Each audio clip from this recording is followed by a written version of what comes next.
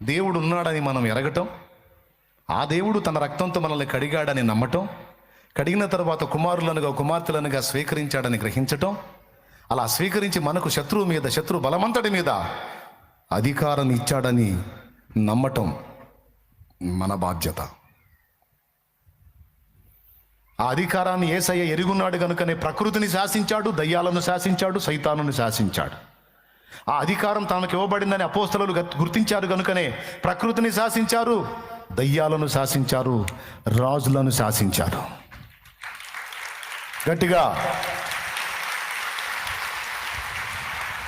ఈరోజు నీకు నాకు ఇవ్వబడిన అధికారాన్ని మన గ్రహింపులో లేకుండా మనం తరచుగా మర్చిపోయేటట్టు చేసి, మనం అల్పుల్లాగా, సామాన్యుల్లాగా, హీనుల్లాగా మనల్ని మనకు చూపించి వాడు మనల్ని బుద్ధిహీనులను చేసి ఆట ఆడుకుంటున్నాడు.